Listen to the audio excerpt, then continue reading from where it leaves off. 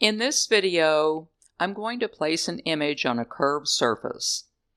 Putting an image on a flat surface isn't that much of a big deal, as the only alteration you really have to make is sizing the image on the surface and perhaps using one of the blend modes to improve its appearance. When the surface is curved, it's a little bit more tricky. In this image right here, we have a potted plant in a white vase. I've already duplicated the image, as you can see over here. I'll go to the File and then go to Place. And then once I get over to my folder, I'm going to select this image right here that's called Vintage, and I'm going to open it. Then I will pull the image over the front of the vase. Okay, now obviously I can't see the vase below the image, so I'm going to have to adjust the opacity. So I'll adjust the opacity a little bit until I can see the vase. That way I can resize the image using the handles and get the image to where it fits the way I want on the vase, like that. So I'm going to size it down until this wide part of the vase it about fits the wide part of the vase. Like that. Okay. Now that we've done that, we notice that this isn't going to be very good because it's got to fit a vase that's a little bit curved. So what's going to happen? Well, first of all, I need to rasterize this image. So I'm going to do that by going to Rasterize and Trim. That way I get a pixelated image. Most of the time, there's this little box that opens for me that says it's going to rasterize. But if you have it turned off, and sometimes I turn it off, not going to rasterize it, it's called the Assistant. And so since it didn't rasterize this, you're going to have to rasterize it yourself because you're going to have a pixel image. Now what we're going to do is to make it fit, we're going to use this tool over here that's called the Mesh Warp tool. So I'm going to click on it, and then once I click on it, you're going to have these little square nodes right here. And then all you're going to need to do is to move these square nodes to where they're going to fit on the bottom of the image. So right there, you're going to move them up to where they fit the smallest part of your image. Now at first this thing is going to be a little distorted, but you're going to find in this image, unlike the next one we're going to do, it's not really going to matter that much. So all you have to do is to move the nodes around until you get it to fit the vase. Now these things right here are called the curvature handles. And these are the handles that you're going to move to adjust the curvature of your image. See how that goes like that? And it's not going to be that big of a deal here because this vase really isn't curved that much. So all you really have to do is to fiddle around with them until you get the curvature that you want. And see, these are handles down here. I don't know if you can see that, but anyway, you can move them down so that you get the curvature of the vase that you want to have. I think there's kind of a gap there, so we'll move this over a little bit and get it to where our picture fits on the whole thing. Now, to see what it really looks like with all this mess in here, all we have to do is click out of it by click on the Move tool, and then we can see what our picture looks like. Now what we can do is to adjust the opacity back again, and this is what it looks like if it's up to 100%. You might want to leave it like that, or if you don't want it, that loud, you can move it down, and it does make a nice look when it's a little bit dim. But sometimes what happens is if you move it back up to 100%, it will make the edges too obvious if your color is too dark. Here it's not so much, but sometimes it can do that. So I'm going to make it a little bit lighter, more clearer actually, but then I want to go to this blending mode and see what it looks like if I choose different blending modes. It's always interesting. I always like to fiddle with this thing just because. And so I'm going to go down here and see what all the blending modes are. Some of them obviously look pretty bad, but some of them look pretty interesting. And remember, if you don't get what you want, like on hard light, let's click on hard light. That looks a little bit bizarre, but if we turn the opacity back up, we might get something, and then maybe we don't. So let's go back to the blending mode. There's linear light, subtract. Ooh, that looks terrible. And all the way down.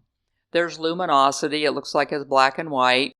I am going to go back up here and pick, you see, color dodge, screen light, darker color. I kind of like darker color. Actually, I like linear burn. So I'm going to pick linear burn. That makes the vase look a little bit darker. And let's see what happens. We'll turn that down a little bit and we can get the color that we want. So when you do this, just fiddle around a little bit until you get something more interesting, or as interesting as you want it to be, or get what you want. Now, unfortunately, things always aren't this easy, especially when things are more curved, like this image here, this coffee cup. This coffee cup is a little bit more curved, so it might be a little bit more challenging. So again, I'm going to go to File, just like the last time. And again, my background has been duplicated. I am going to go to Place. And then this time, I'm going to choose this picture that's called Desert. And then Open. And then put the picture over the coffee cup. This picture is a picture that I took when I was visiting Tucson, Arizona. So that's where this is right here. And I'm going to try to place this picture on the coffee cup. Now, as I did in the previous image, I'm going to turn down the opacity because obviously we just can't see a thing. And so it's not going to help if we can't see our coffee cup. So I'll turn it down until I can see the coffee cup. And I can also see my picture. So I'm going to reduce the image until I get to the widest part of my coffee cup. And I still have it where I want it. So basically, you're just adjusting the image until it's placed where you want it before you start warping it and all that stuff. So basically, this is where I want it.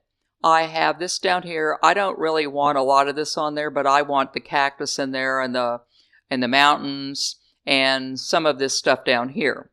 Okay, now we'll do what we did before. Select the Mesh Warp tool, and that will give us, oh, and here's our assistant. Our assistant is now going to rasterize for us. The last time I didn't do that, I don't know why, but I always keep the assistant enabled. And so it will tell you that it has to, that what you did, or what I did, was I brought in an image that was not a pixel image. And so it will automatically detect that and rasterize it. So now you've got a pixel image and we can work on it. Okay, so with the Mesh Warp tool, I don't know if you noticed it before, but once I selected the Mesh Warp tool, these little nodes right here became square. And that's how you can know that that's enabled if you forget you did that or whatever. And the first thing I'm going to do is I'm going to adjust it so that it will fit the smallest part of my cup. So I'm going to move it over there. And don't worry that this looks all weird right now because we're going to be able to adjust it anyway. So that's really not a big deal.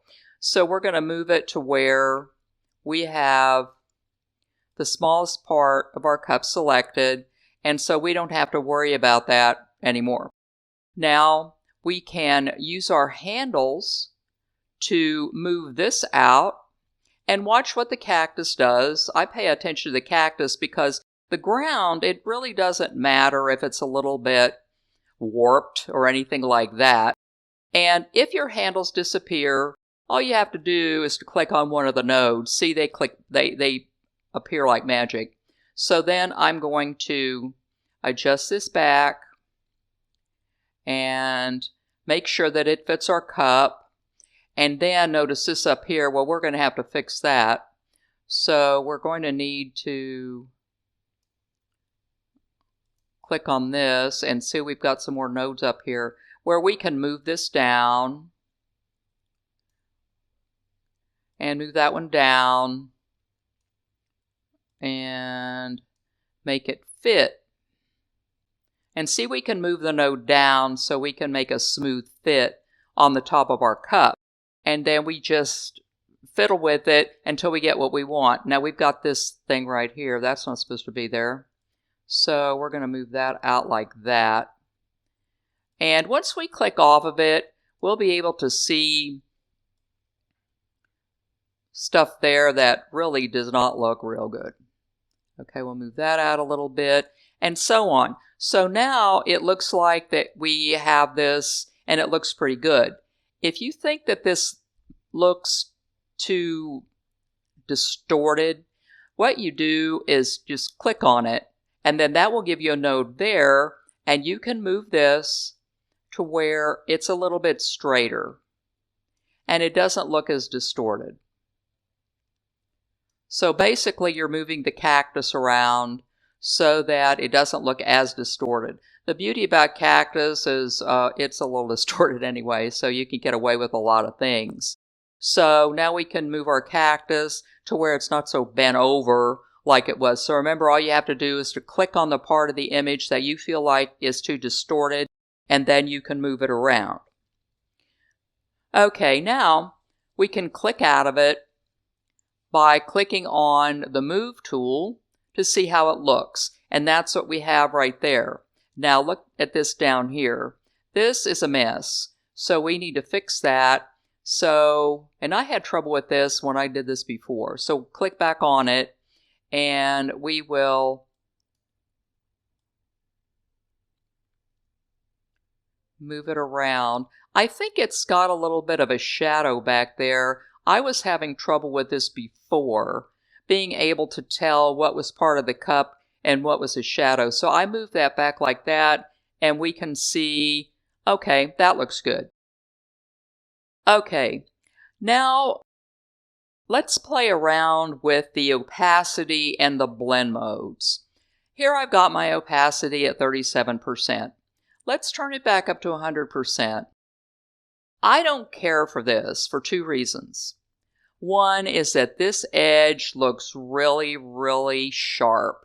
And it looks like that you just cut out a picture and pasted it right on a flat cup. That's not what this is supposed to look like. Another reason I don't like it like this is because the handle of our cup is white. And if this picture is too dark, it almost looks like we forgot to finish the cup. To me, if you're going to have a picture this dark, then your coffee cup should probably have a black handle and a black interior, and this one doesn't have that. So what I'm going to do is I'm going to soften this up a little bit, and that will soften up the edges. So I've got it down to about 40%, 43%. I think I started at 50% before, and then I started experimenting around with the blend modes. Now, I always like to fiddle with the blend modes. This is my favorite part of this program. I love to fiddle around with them because you can get all sorts of cool looks. And here is darken. Actually, most of the blend modes on here are not bad. Darken, there's multiply, there's color burn. Well, that's a bit much. Linear burn, darker color, lighten. That's too light. The main reason it's too light is because there's sun coming in on the other side, so you can't really see the picture. There's screen, color dodge. I'm kind of a fan of color dodge. I didn't care for it before, but I kind of like it now. Then you have add and lighten color, overlay. Overlay's not bad. Soft light, hard light, and I think I'm going to go with, well, maybe not. Let me try soft light, and then I'm going to turn up the opacity a little bit. Okay, I think that's what I'm going to do. I'm going to go with soft light and maybe a 70-75% opacity. And that looks pretty good on this type of a cup. It's not too harsh to where it gives you that fake picture look. So, here are 2 examples of placing an image on a curved object. Give it a try and see what you can come up with. Remember to like, subscribe, and ring that notification bell so that you can be notified when that next video drops. I'm trying to do 2 videos a week right now because there's a lull in my job. I work for a temp agency, but I just got a new assignment, so I may be going back to once a week. If you want to support my channel, buy me a coffee by clicking on the link in the description. I also post things on that Buy Me a Coffee website.